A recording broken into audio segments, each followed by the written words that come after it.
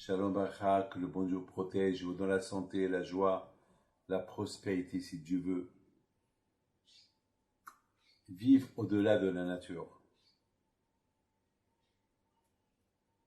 Vous savez, hier j'ai raconté une histoire.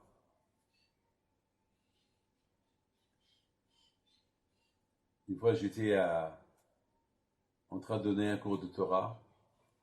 Il y avait un juif à Villeurbanne que tout le temps,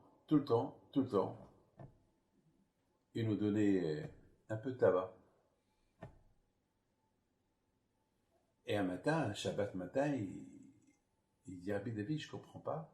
J'avais une boîte de tabac, mais elle est vide.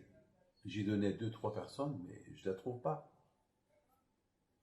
Et je lui dis, écoute-moi, peut-être elle est tombée. Peut-être les gens, ils ont trop pris, tu t'es rendu compte. Elle dit non, c'est impossible. Elle dure toute la semaine, ma boîte. Je la remplis de vendredi à vendredi, et là, Shabbat matin, elle était pleine. Bah, je lui dis, écoute. Et alors, il y avait de la tabac, il n'y a plus de tabac. Et c'est ça la vie. Quand je vais au fou, vous savez, il y a la vie, il y a la mort. Comme des gens on a connus, et ils étaient en bonne santé, et ils ont disparu. Ou des gens qui étaient presque en voie de disparition, et Hachem, ils sont vivants. C'est des choses qui arrivent. Bon, il y avait le tabac, qu'est-ce que tu veux faire de ça, une histoire? Bon, il n'y a plus, il n'y a plus. Mais Rabbi David, je suis curieux, je veux savoir où c'est parti. Où c'est parti? C'est parti. Moi, je ne veux pas faire de ça une histoire, je lui ai dit. Allez, c'est parti. Mes amis, c'est comme ça qu'il faut être. C'est pas la peine d'être pointilleux. Il y a des choses qu'on ne comprend pas. Il y a des choses qui sont au-delà de la nature. Au-delà de ce on peut imaginer. Vous savez, hier, il y a un de la Kihila de Ranana, il a fait une Seudat Hodaya. Il a fait une Seudat de remerciement à Hachem. C'était hier Shabbat. Alors je lui ai posé la question, je lui ai dit, tu peux me dire pourquoi tu as fait cette Seudat? Il m'a dit, Rabbi David, après la prière, je te raconte, vous n'allez rien comprendre.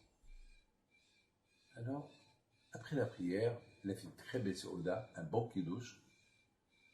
Et puis, je lui dis, raconte-moi. Il me dit, vous savez, j'étais chez mon grand-père. Et là-bas, il y a la chambre où mon bébé, il dort. Et soudainement,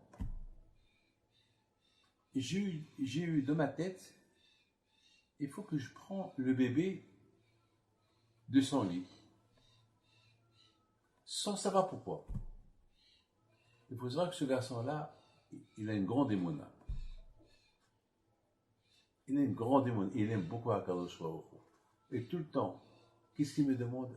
Rabbi David, une bracha pour que j'ai la crainte de Dieu.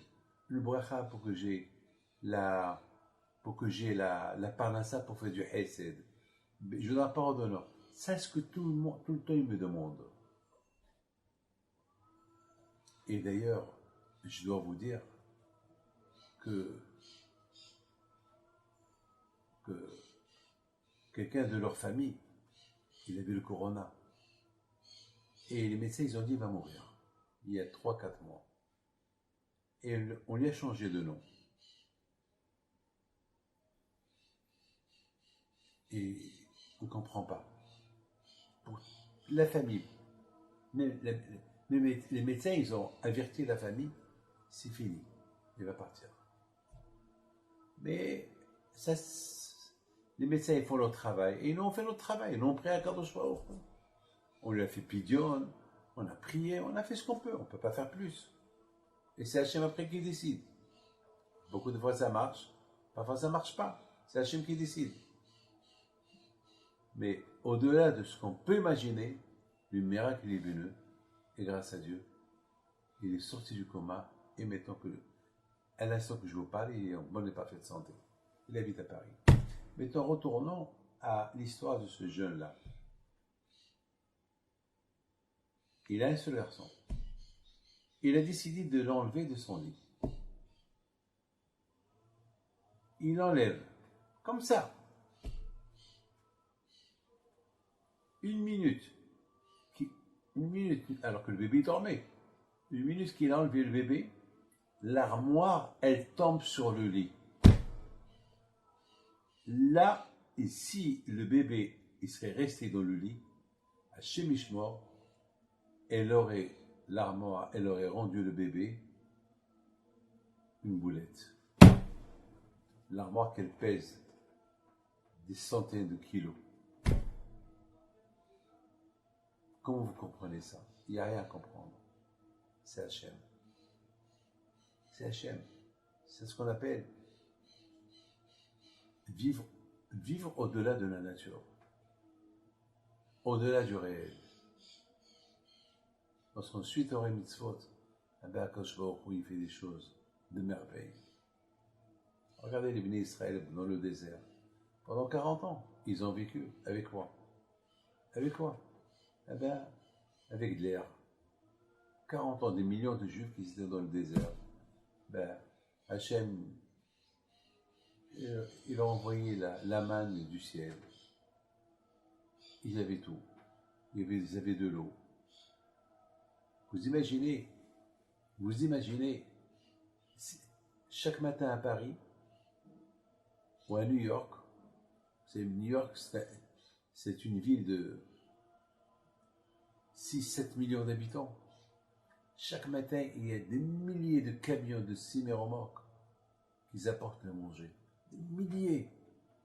Et des milliers de camions qui transportent les ordures. Et les 7 millions de juifs, ou 6 millions de juifs qui étaient dans le désert, il y avait ni millions de cars. C'était propre. Il n'y avait pas de magasin, pas de supermarché, rien du tout. Ils avaient de tout à leur portée. Et tout était propre. Ça, c'est l'idée que Hachem a voulu nous apprendre. Que lorsqu'on suit Torah Mitzvot, notre vie, elle est au-delà de la nature. Que le bon Dieu protège avec ça.